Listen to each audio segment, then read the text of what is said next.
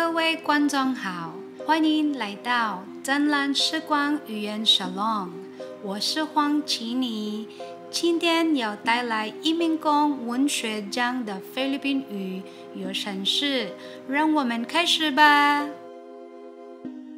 Kamusta sa lahat ng ating mga tagapakinig? Maligayang pagtangkilik sa ating Brilliant Time Language Salon.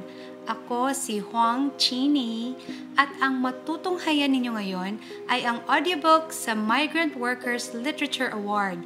Halina at magsimula na tayo. Papa de Shangmi Shangzi, Louis Jean M. de Sena. Ang mahiwagang kahon ni Itay, Louis Jean M. de Sena. Tao po, magandang umaga po. May padala po ba sa inyo mula sa Taiwan? May tao po ba dito? Ginang Cruz, nariyan po ba kayo? Iyan ang mga salita na nagpabalikwas sa amin ni Inay sa aming munting higaan. Sabay kaming napatayo at tumingin sa mga mata ng isa't isa. Anak, tayo na, madali ka. May kislap akong nakikita sa mga mata ni Inay. Teka, kislap ba talaga iyon ng kanyang mga mata o sariling kislap ng aking mga mata? O pareho? Aba, hindi na yun mahalaga. Ang mahalaga ngayon ay nariyan na. Nariyan na ang matagal naming hinihintay ni Inay. Walang iba kundi ang mahiwagang kahon ni Itay. Paglabas namin ng aming tahanan, ang bumungad sa amin ay ang aming mga kapitbahay. Si Aling Bebang na karga-karga pa si Pepay, si Manong Cardo na may martilyo pa sa kamay. Ang mga batang may Chinese garter na halatang 10-20 ang pinagkakaabalahan. Pati na ang mga hayop na animoy na iintindihan ang kasalukuyan. Tahol dito, tilaok doon, miyaw dito, samot-saring ingay. Bulong-bulungan na hindi ko lubusang maintindihan. Nakapalibot silang lahat sa taong tumatawag sa pangalan ni Inay at sa mahiwagang kahon ni Itay. Pakipirmahan na lang po ito, Ginang Cruz. Katibayan na inyo na pong natanggap ang balikbayan box mula kay Ginoong Cruz. Balikbayan box? Iyon ba ang tawag sa mahiwagang kahon na tinutukoy ni Inay noong mga nakaraang araw? Ang laki nito! Parang pati ako kasyang-kasya dito. Pero bakit kaya ito naging mahiwaga? Nakalilipad ba ito? Bukod sa malaki, kayang-kaya nitong dumami? O baka kaya ito naging mahiwaga ay dahil lalabas mula rito si Itay? Hala, sabik na akong aking munting puso't isipan. Ano kayang itsura niya sa personal? Maraming salamat po, mag-ingat po kayo sa pag-alis. Tugon naman ni Inay. Kumare, napakahusay talaga ng asawa mo. 2 buwan pa lamang siya sa Taiwan pero nagawa na niyang magpabalikbayan box. Maswerte ka. Oo nga, Juana, ang laki-laki ng kahon na ito. Nasasabik na akong makita ang laman. Ano kaya ang pinadala ng asawa mo? Branded kaya? Marami kayang tsokolate? Baka may perang kasama, tingnan mong mabuti. Sigurado may sabon at lotion dyan. Huwag mo kaming kalilimutan, Juana ah. Sa lahat ng sinabi nila, ngiti lamang ang isinagot ni Inay. Tinignan niya ako at tiyak kong nasilip ni Inay ang pagtatakang sumasalamin sa aking mga mata. Mabilis na pinisil ni Inay ang aking mga kamay at nakisuyo sa ilang mga kalalakihan kung maaari ba kaming tulungan sa pagpasok sa loob ng bahay ng mahiwagang kahon mula kay Itay. Habang binubuksan na ni Inay ang mahiwagang kahon ni Itay, inutusan ni Aling Berta ang kanyang anak na kumuha ng isa pang gunting upang matulungan sa pagbubukas ang aking Inay. Ayan na! Sigaw ng mga tao sa loob ng aming tahanan. Lalo akong kinabahan. Bakit sila sabik na sabik? Ano bang laman ng mahiwagang kahon ni Itay na pati ang aming buong barangay animoy nanonood ng isang nakasasabik at nakamamanghang bagay? Ang sabon na kayang paputiin maging ang pinakamaitim na parte ng iyong katawan ay para kay Bebang. Ang pantuwid ng buhok na ito ay para kay Isabel. Ang pangkulot na ito ay para kay Maria. Ang pandurog ng prutas na ito ay para naman kay Pedro. Ang pantimpla ng kape ay kay Manong Noli naman. Ang pantuyo ng buhok ay siyempre kay Pepay. Sa paisa-isang paglabas ng iba't ibang gamit ni Inay, unti-unti ring nauubos ang mga tao sa loob ng aming tahanan hanggang sa lahat sila ay nabigyan. Inay, ang galing! Mahiwaga po talaga ang kahon ni Itay. Papaanong ang kulot na buhok ni Ate Isabel ay kayang tuwirin ng isang mahiwagang bagay lamang? Kapag po ba ginamit ko yung sabon na binigay niyo po kay Aling Bebang ay puputi rin po ako? Ay, Inay, ito pong tuwid kong buhok. Gusto ko rin pong maging kulot. Matutulungan po ako nung binigay po ninyo kay Ate Maria, hindi po ba? At ang pinakahuli, sa dami po ng inyong nabigyan, tila hindi pa rin po nababawasan ang laman niyan. Hindi ko pa rin po maitulak, mabigat pa rin po, Inay. Puno pa po ba? Sa liit ko po kasi, Inay, hindi ko matanaw. Ang mahabang sentimento ko kay Inay. Anak, nakakatuwa ka talaga. Ang iyong kainosentehan, hindi lang mukha ang namana mo sa iyong Itay, pati ugali kuhang-kuha mo. Sa mga sinabi ni Inay, ang mura kong isipan ay naglakbay. Ang totoo, hindi ko pa naman talaga nakikita si Itay. Sa mga larawan ko pa lamang siya nasisilayan mula sa mga liham na ipinadadala niya kay Inay. Sanggol pa lang kasi ako noong umalis si Itay para magtrabaho sa ibang bansa. Noong ako raw ay isisilang na, si Itay raw ay nagtungo sa Sabodi upang magtrabaho. 5 taon siya roon at nang matapos niya ang kanyang kontrata, hindi na siya pinauwi ng kanilang agency dahil maraming tao ang kailangan sa bansang Taiwan. Kaya't kahit gustong-gusto ng pauwiin ni Inay si Itay, hindi magawang sumang-ayon ni Itay dahil lubhang mahirap ang buhay dito sa Pilipinas. Ano raw ang kakainin namin kapag umuwi si Itay? Lalo na raw at magsisimula na akong mag-aral sa paaralan sa unang baitang. Kaya kahit naisin ni Inay ang makasama si Itay dito, mas mahalaga raw ang aming magiging kinabukasan. Inay, ano po ba ang trabaho ni Itay sa Taiwan? Anak, sa totoo lang, napakahusay ng Itay mo. Kayang-kaya niyang alisin ang lahat ng bumabara sa inidoro sa isang kumpas lang. Kayang-kaya niyang pakintabin ang mga maduduming sahig kahit saan pa yan. Kayang-kaya rin niyang akyatin ang pinakamataas na gusali upang alisin ang mga dumi sa salamin o sa kahit ano paman. Inay, napakagaling po pala ni Itay, para rin po siyang kahon niya, mahiwaga, makapangyarihan at malakas. Sabik na po akong makita si Itay. Kailan po ba siya uuwi, Inay? Malapit na anak, konting tiis na lang. Hindi mo man siya nakita sa pagsikat ng araw, tiyak naman sa takip silim, iyo siyang masusumpungan. Hindi ba't isa sa pinakamagandang tanawin ang takip silim? At makakasama ka ng Itay mo sa pinakamagandang tanawin na iyon. Napansin ata ni Inay na lumungkot ang aking mga mata kaya't ngumiti ako bigla upang huwag siyang mag-alala. Anak, kahit malayo ang Itay mo sa atin, mahal na mahal pa rin niya tayo at hinding-hindi tayo naaalis sa kanyang puso at isipan. Palagi mong tandaan yan.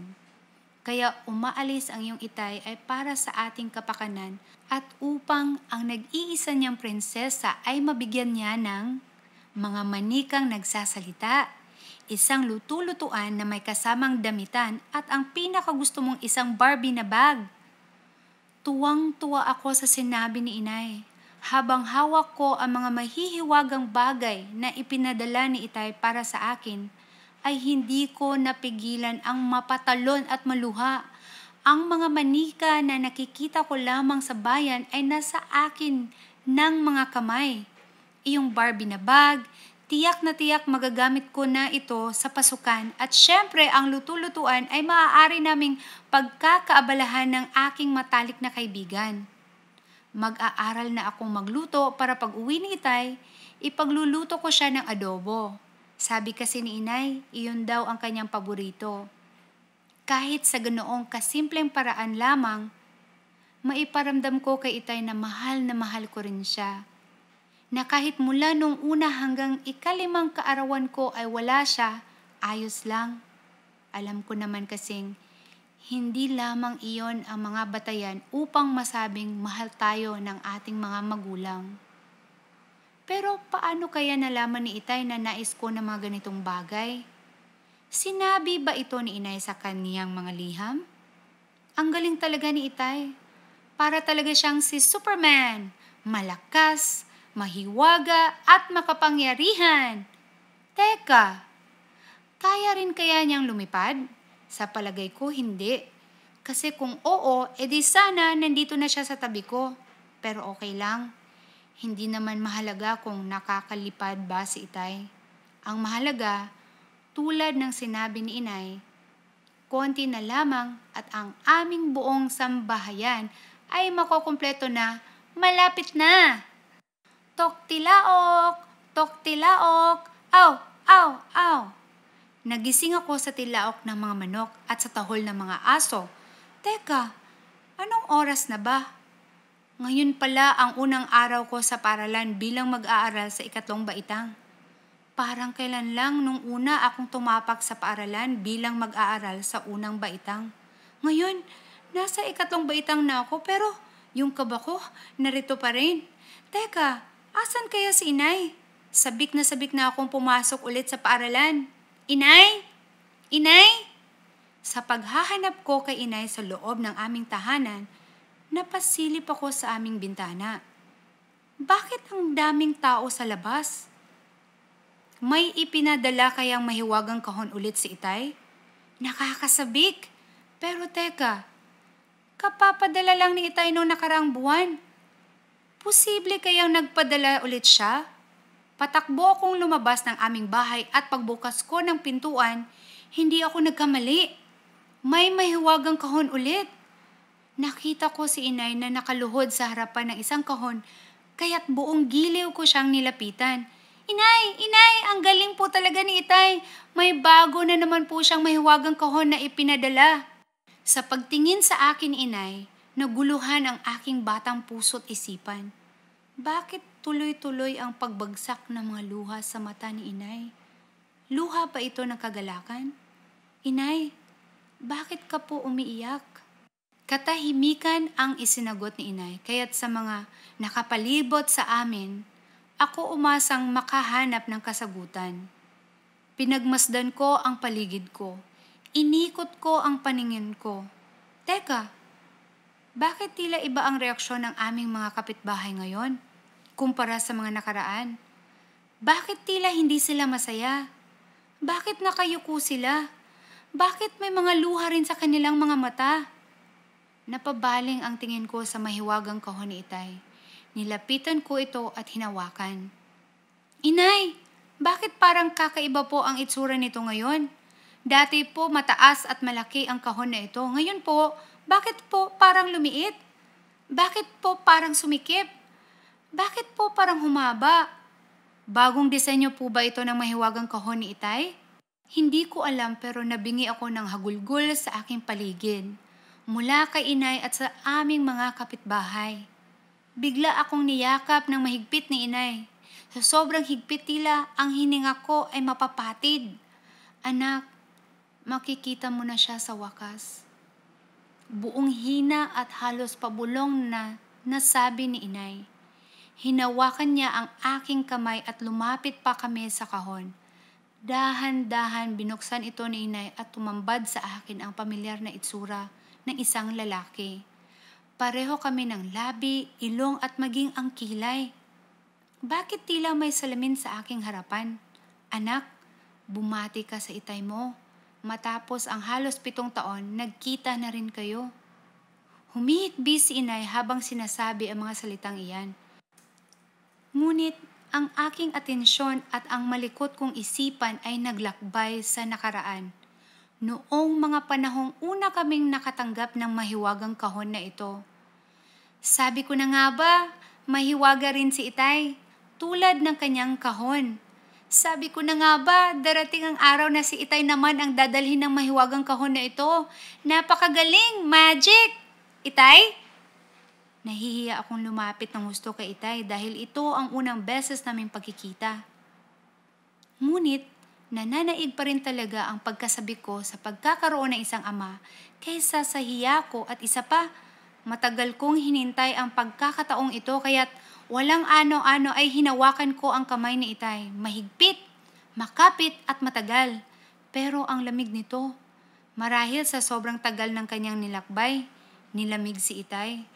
Inay, bakit po di pa gumigising si Itay? Napuyat at napagod po ba siya ng husto sa paglalakbay niya papunta rito? Sobrang hirap po ba ng ginagawa ni Itay sa ibang bansa kaya ganyan po ang itsura niya ngayon? Lumakas ng lumakas ang pag-iyak ni Inay. Hindi ba siya masaya na narito na si Itay? Muli kong nilapitan si Itay. Itay, gising na po Itay. Sumikat na po ang araw at kailangan na po nating pumasok sa bahay. Alam mo Itay, marami po akong ikukwento sa iyo. Kung hindi po natin sisimulan ngayon, baka po hindi na po tayo matapos. Sabik na po akong kwentuhan ka, Itay. Sabik na rin po akong kwentuhan mo po ako sa palagay ko po. Kasi, Itay, ikaw po si Superman. Itay, kaya mo po ba talagang lumipad? Kwentuhan mo naman po ako ng mga paglalakbay at ng mga karanasan mo po sa ibang bansa.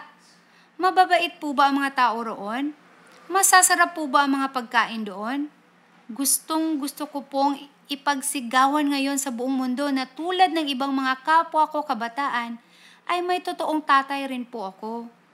Na hindi lang po kayo base sa imahinasyon ko, na nandito na po kayo at hindi na po tayo maghihiwalay pa. Itay, ipagluluto ko po kayo ng adobo. Sabi po kasi ni Inay, paborito niyo po iyon. Tara na po Itay, sabik na po ako. Marami pa sana akong sasabihin kay Itay, ngunit nakapagtatakang walang kahit isang reaksyon akong natanggap, kaya't lumapit muli ako kay Inay. Inay, gisingin na po natin si Itay. Hindi po ata niya ako naririnig, Inay eh. Tulungan po ninyo ako. Gusto ko na pong mayakap si Itay. Inay, gusto ko po siyang makatabi sa ating munting kama. Gusto ko po siyang makasabay kumain sa mesa. Gusto ko po siyang kasamang mamasyal sa parke at gustong-gusto ko pong sabihin sa harapan niya mismo na mahal ko po siya. Tara na po, Inay.